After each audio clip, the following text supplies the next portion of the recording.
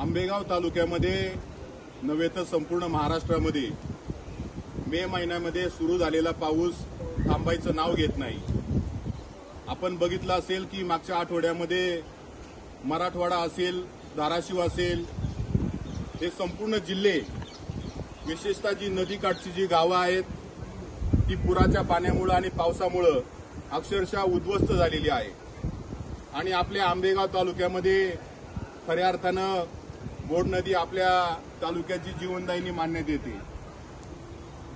अनेक पिढ्या या ठिकाणी गेल्या, परंतु गोड नदी पात्राला मध्ये एवढ्या मोठ्या स्वरूपामध्ये पाणी हे पहिल्यांदाच आपण सगळ्यांनी बघितलेलं आहे।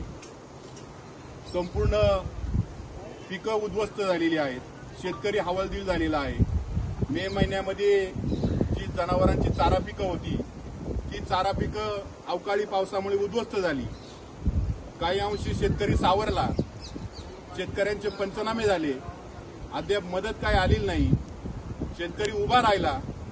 आणि आता सप्टेंबर महिन्यामध्ये पुन्हा एकदा हे आसमानी संकट शेतकऱ्यांवर कोसळलेलं आहे।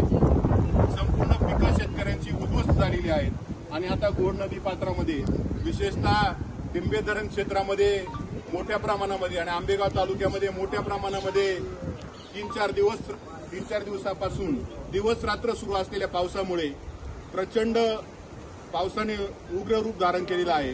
परिणामी टिंबे धरणातून मोठ्या प्रमाणामध्ये पाण्याचा विसर्ग होत आहे।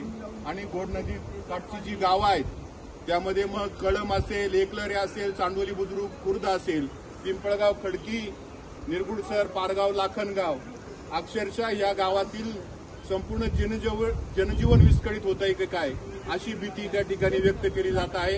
प्रशासनाने देखील सर्व नागरिकांना आवाहन केलेलं आहे की कुणीही नदीच्या प्रवाहाच्या परिसरामध्ये जाऊ नये।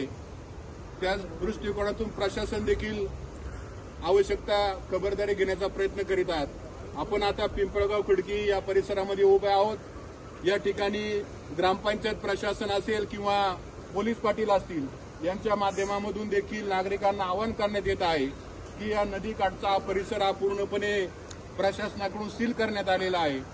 त्यामुळे कुणी या परिसरामध्ये येऊ नये अशी नागरिकांना देखील आवाहन करण्यात आलेलं आहे।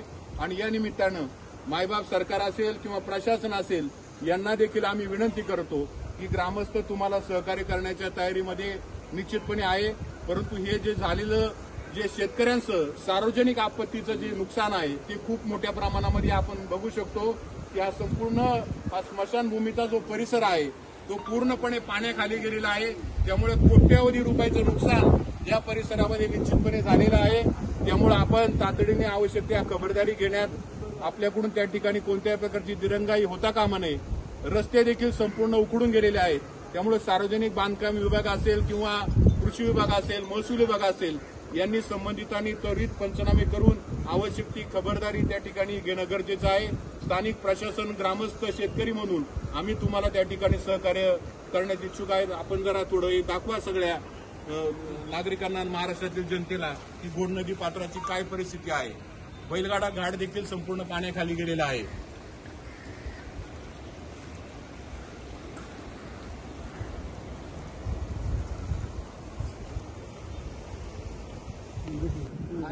बंदच करून टाका।